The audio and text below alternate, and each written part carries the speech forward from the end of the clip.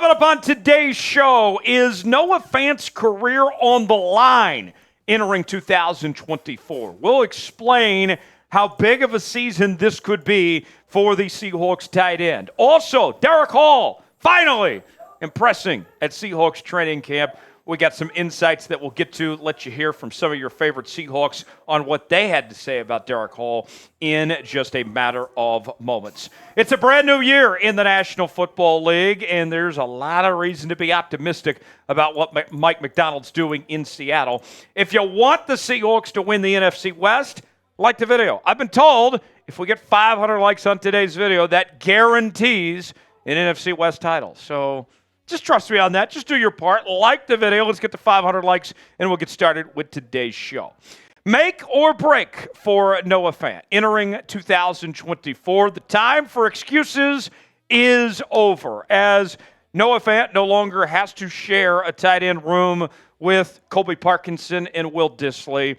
A new Seahawks offense that wants to use the tight end position more, unlike what we saw in the previous regime, where guys like Jimmy Graham and Greg Olsen and others were straight up ignored despite the talent that they have. So, what can we expect from Noah Fant? Seaside Joe, who does a great job doing independent work covering the Seahawks on Substack. Highly encourage you to check out his site if you haven't already. He did a really good in-depth piece on Noah Fant, and I want to show you some of what Seaside Joe had to say. Let's start with the first two sections here.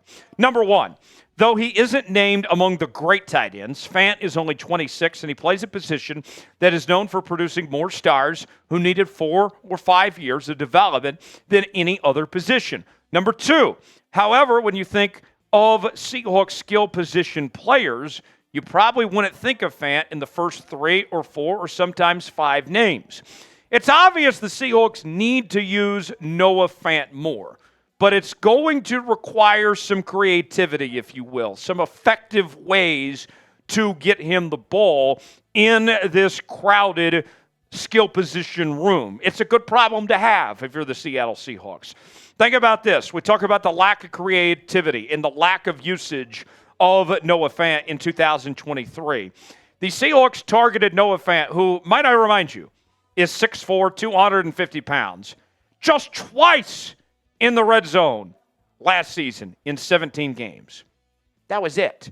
And we've already heard from Mike Macdonald that Noah Fant is going to be their red zone tight end, replacing Colby Parkinson in that sense, that it's going to be his job. And think about this.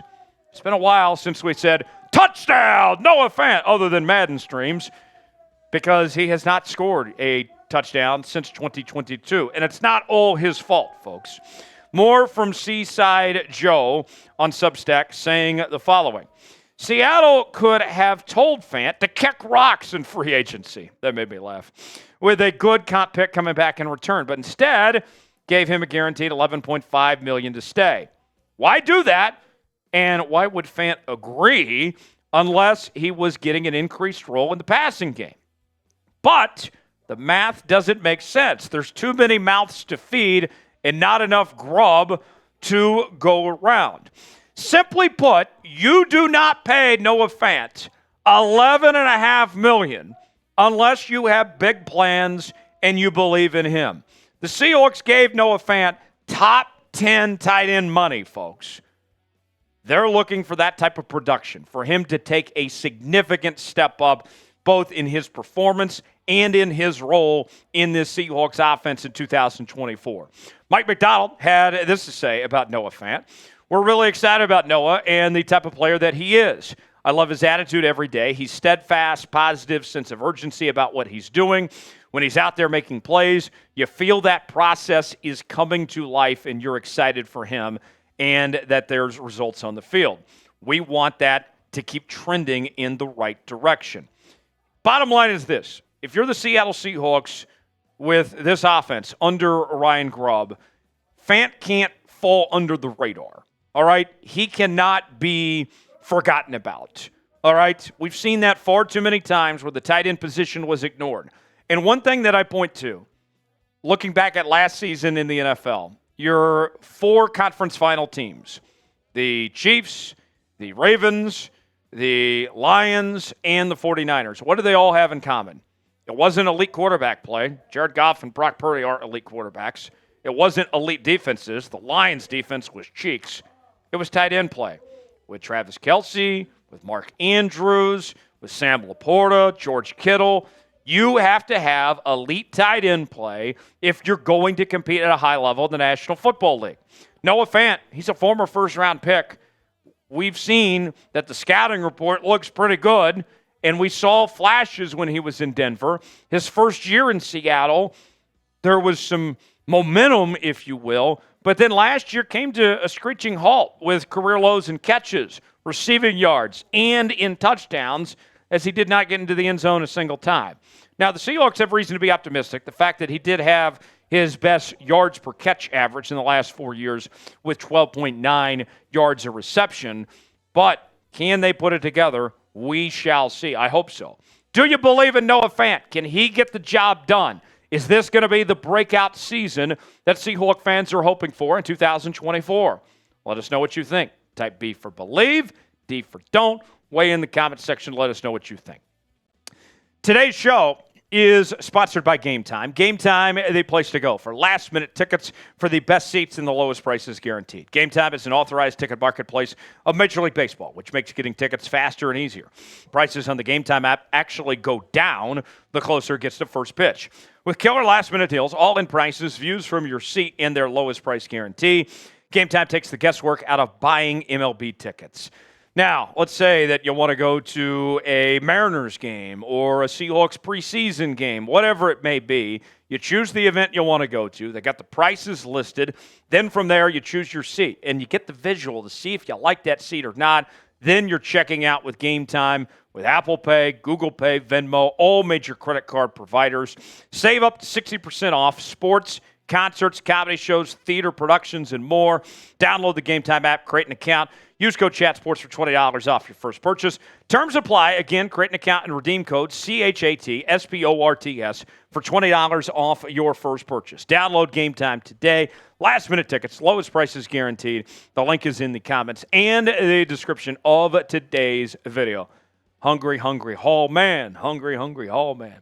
According to reports, edge rusher Derick Hall is off to an impressive start to training camp. If we're going to be real with y'all, the former second-round pick didn't have a great rookie season in Seattle. Struggled to get on the field defensively. More on that in just a bit. So far, through camp, he's impressing both his teammates and his coaches. Uchenna Nwosu had the following to say. He's hungry. He's ready to go out there and prove what he can do. From the offseason training he's put in until now, you can see it out there. He's committed more than ever. Last year, being a rookie, he was just going with the flow, listening, taking the coaching. Now he's taking the next step, leading, showing the younger guys how it's done, and impressing the coaches more and more. He's making plays out there, as you can see. He's pass rushing hard. He's stopping the run, which we are going to need him for, and he's playing really aggressive. We need that on the defense. I think it's pretty reasonable for the Seahawks to expect more out of Derick Hall this upcoming season. We're not asking him to have 10-plus sacks, although that would be nice. But if Derick Hall can get more in the mix, if they can use him more and use Darrell Taylor less, who is such a liability at times, then that alone will go a long way for this team. But he's still got to earn it. He's putting in the work right now, but that's got to continue, and that's got to continue through the preseason as well. We'll let you hear from Mike Macdonald in a moment, but first, let's ask you, will Derick Hall have a breakout season in 2024? Why for yes, and for no? Weigh in the comment section. Let us know what you think. Coming up a week from Saturday night, it is our first Seahawks watch party. I'll be here. Smitty will be here as we will react to the Seahawks-Chargers first preseason game live in real time. Our first of at least 20 watch parties this season. We'll be live for every game, in addition to our daily news and rumors, our weekly live shows, interactive Q&A mailbags, breaking news, and more. It's all in one place right here on Seahawks Today. Subscribe now for free, youtube.com/Seahawks TV. We'll see you on Saturday night. What to watch for when it comes to Derick Hall? specifically speaking. Derick Hall is impressing with his ability to drop in pass coverage on the outside, which is music to Mike Macdonald's ears, folks. And that's right up his alley. This is what is part of the bread and butter of the Mike Macdonald defensive scheme, of what he's done such a good job of with edge rushers over the years, of maximizing their capabilities. And Derick Hall is doing just that.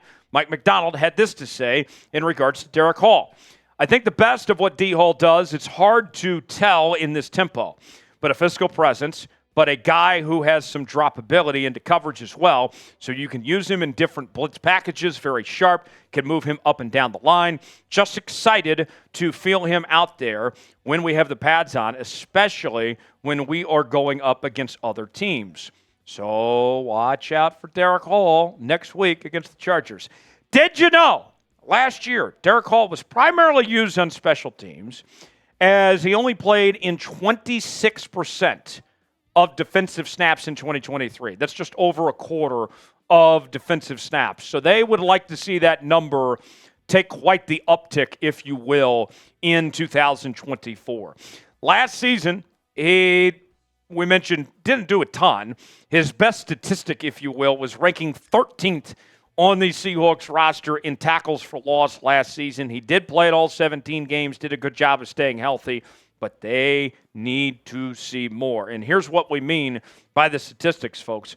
No sacks, only 3 tackles for loss, only 38 total tackles, 1 pass breakup. Derick Hall is going to need to be a key piece to this rotation of the edge rushers. Showtime's coming. It's put up or shut up time for Derick Hall at this point. In this first preseason game next week, you could argue, is not more important for any player on this defense than it is Derick Hall. It's going to be pivotal, and it's going to tell us a lot about his progress if he could potentially play a significant role on this defense or not. What's your confidence level in Derick Hall heading in to 2024? Scale it for me 1 through 10. I feel pretty good. I like what I've seen so far, and now I want to see results. I'll give it about a 7 out of 10. Give me your confidence level. Let us know in the comments section below. If you enjoyed today's show, like the video, do your part to get that NFC West title, and we will see you next time right here on Seahawks Today.